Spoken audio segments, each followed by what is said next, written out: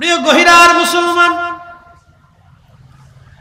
সাহাবায়ে কিরাম বললেন নাদুল্লাহ ওয়া নাহমাদুহু, আল্লাহকে ডাকি এবং আল্লাহর প্রশংসা করি।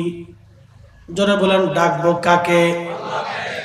সাহাবীরা জিজ্ঞেস করলেন ইয়া রাসূলুল্লাহ, নবীজি জিজ্ঞেস করলেন নবীজি বলেন সাহাবীরা রে, তোমরা যেখানে জান্নাতের বাগান পাও সেই বাগানে বসো। কিসের বাগান?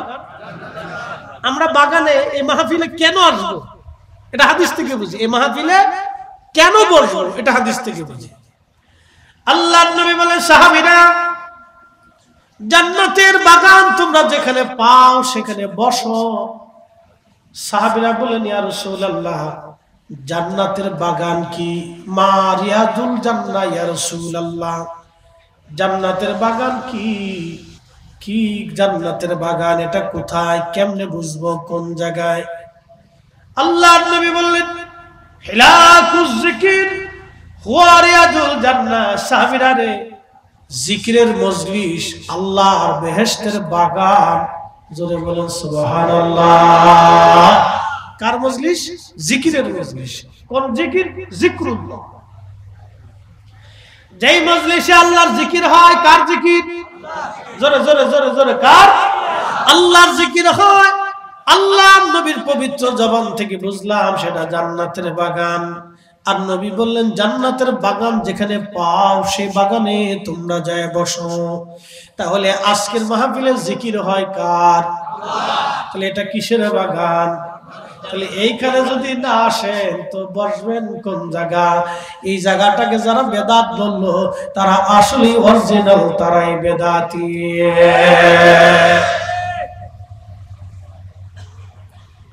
আমি সরাসরি হাদিস থেকে বলতেছি, আল্লাহ রাসূলের পবিত্র জবানের বাক্য থেকে বলতেছি। আল্লাহর জিকিরের মজলিস বেহেশতের বাগান। আর আল্লাহর কোরআনে বললেন ফাইজা কাদাইতুমুস সালাতা ফাযকুরুল্লাহ কিয়ামান ওয়া কুউদান ওয়া আলা যুনুবিকুম। আল্লাহ বলেন বান্দারে, নামাজ শেষ করেছো, নামাজ তো আল্লাহর জিকির, নামাজ হয়ে গেছে তোমার। নামাজের পরে ফাযকুরুল্লাহ, তুমি আল্লাহর জিকির করো। কেমনে করবা? আল্লাহ বলেন কিয়ামাও, দাঁড়ায় দাঁড়ায় করো, ওয়া কুউদা, বৈশা বৈশা করো, ওয়া আলা যুনুবিকুম, শুইয়া শুইয়া আল্লাহর জিকির করো। একবার আওয়াজ তুলে বলবেন কি মারহাবা। কয় পদ্ধতি? তিন পদ্ধতি। যেটা বলেন কয় পদ্ধতি? তিন পদ্ধতির এক পদ্ধতি বৈশা বৈশা, দাঁড়ায় দাঁড়ায়া। দুই পদ্ধতি বসে বসে। তিন নম্বর পদ্ধতি শুয়ে শুয়ে। আপনি শুয়ে আছেন আল্লাহর জিকির করেন, বসে আছেন আল্লাহর জিকির করেন, দাঁড়ায় আছেন আল্লাহর জিকির করেন। তিন পদ্ধতি দিয়ে আপনি আল্লাহর জিকির করবেন। নামাজ শেষ করার পরেও করবেন, নামাজের আগেও করতে পারেন।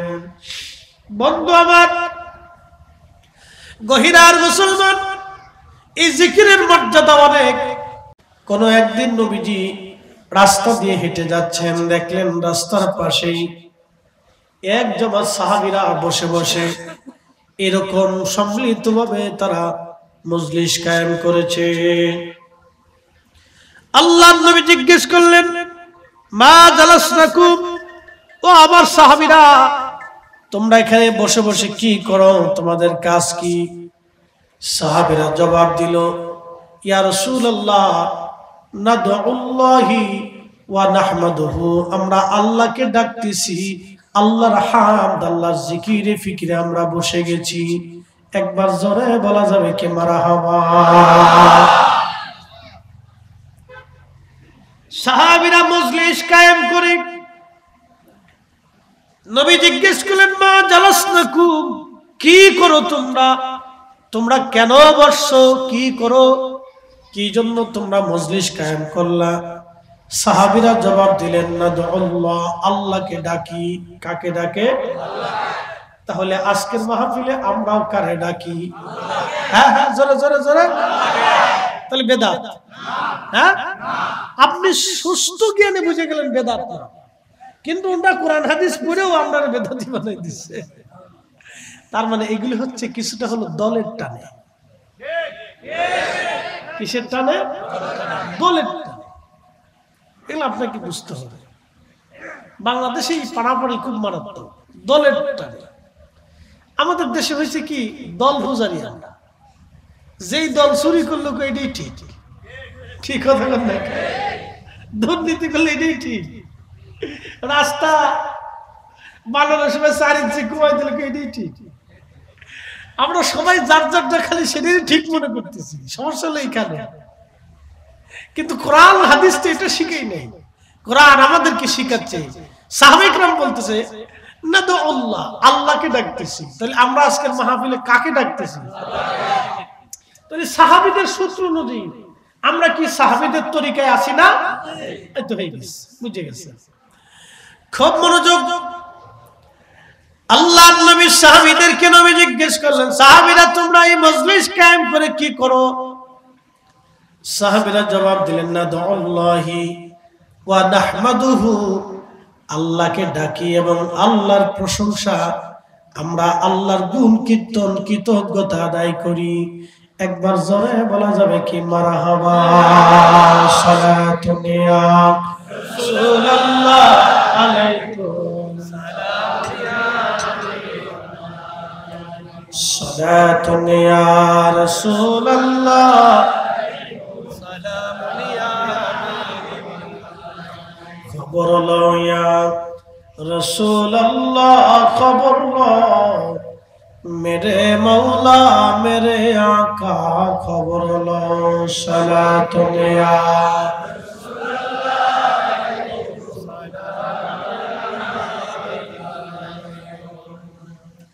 প্রিয় গহিরার মুসলমান,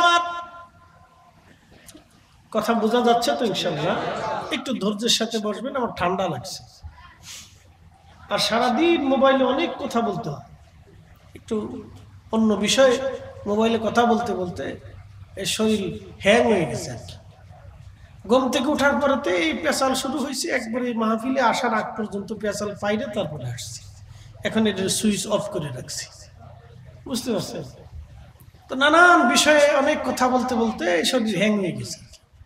যাই হোক, একটু ধৈর্যের সাথে বসবেন, আমি খুব রিল্যাক্সে আপনাদেরকে এই বিষয়ে আজকে ধারণা দিব, খুব ঠান্ডা মাথায় আপনাদেরকে ধারণা দেব কেন এই বিষয়টা গুরুত্বপূর্ণ, কেন করা উচিত, কেন বসা উচিত, কেন এই মাহফিলে সহযোগিতা করা উচিত, এটা আমাদেরকে বুঝতে হবে, ঠিক কিনা?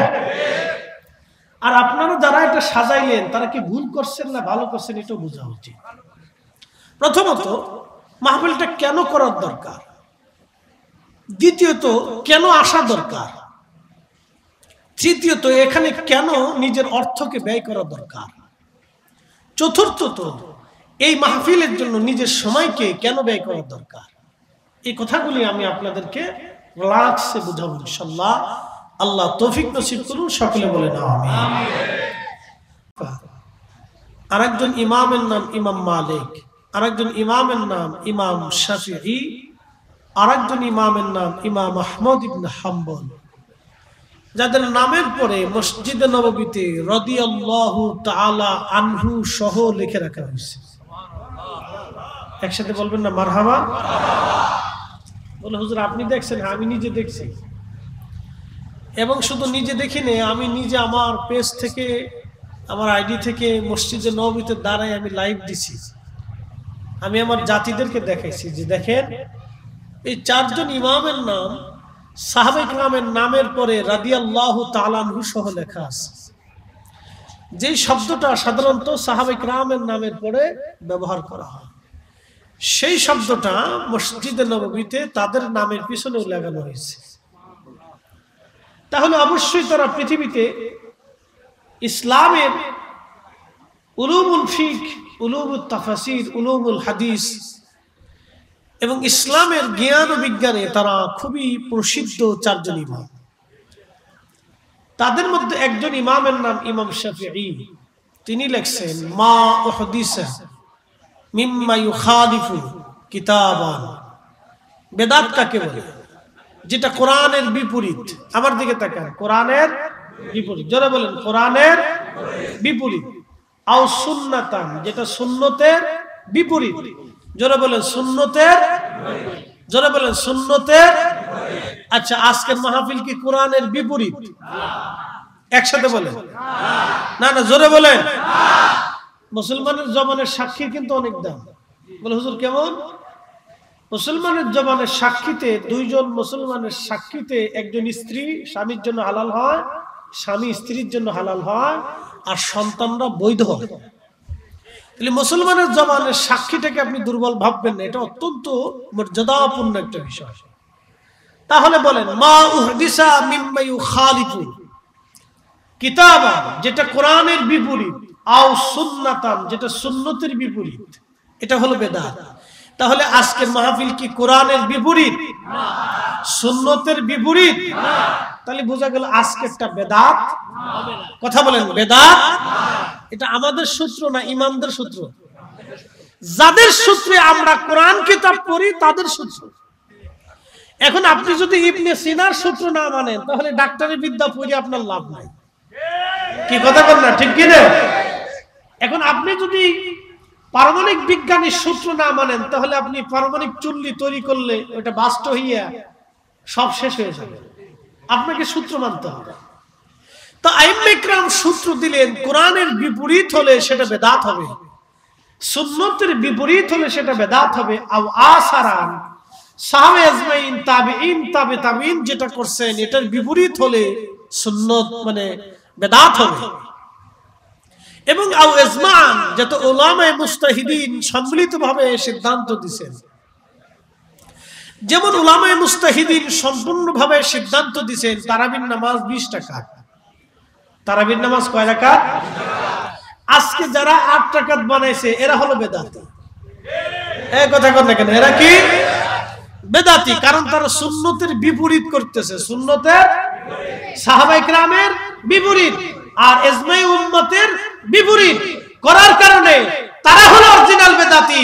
আর তারা আমরারে বানাইছে বেদাতি। উদর ভিন্ডি বুদুর ঘরে চুরি করছে একজন, সাফাই সার একজনের ঘরে। আমরা সুন্নিরা বেদাতি না, আমরাই অরিজিনাল সুন্নতি। কথা বলেন ঠিক না? আশা করি বুঝছেন মনে হয় আপনারা। ছোট্ট করে ক্লাস করাই দিলাম। যদি কারো সাধারণ বিবেক থাকে তাহলে আমার এই ছোট্ট মুক্তাসার চিন্তা তার মগজে ঢুকবে। প্রিয় উপস্থিতি, এখন আসেন সরাসরি রাসূল কারীমের হাদিসের দিকে চলে যায়। আল্লাহর নবী